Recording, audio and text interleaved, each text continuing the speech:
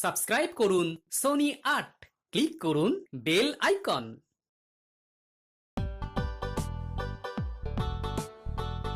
সুপ্রভাত সভাসদগণ। সুপ্রভাত মহারাজ। সুপ্রভাত মহারাজ। বাবা বাবা গোপাল, আজকে তুমি রাজসভায় দেখছি বেশ তাড়াতাড়ি চলে এসেছো। সূর্য পশ্চিম দিকেই উঠেছে হয়তো। সূর্য পূর্ব দিকে উঠেছে মহারাজ, শুধু আমি একটু তাড়াতাড়ি ঘুম থেকে উঠেছি।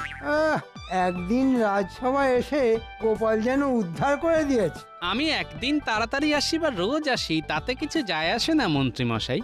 আসল কথা হলো আমি কৃষ্ণনগরের যে কোনো বিপদে জীবন বাজি রেখে ঝাঁপিয়ে পড়ি। হ্যাঁ, এটা কিন্তু ঠিক কথা। গোপাল আমাদের রাজ্যকে অনেক বিপদের হাত থেকে বাঁচিয়েছে। আর মন্ত্রী মশাই বিপদে ফেলেছেন। বুঝলে মন্ত্রী, গোপালের সাথে তুমি কোনোদিন কথায় পারবে না। আসলে জীবনে তুমি এত অন্যায় করেছো, সেগুলো তো আর চাপা দেওয়া যাবে না। কি মন্ত্রী মশাই, কথা বন্ধ হয়ে গেল? ঠিক আছে মহারাজ, আমিও দেখে নেব।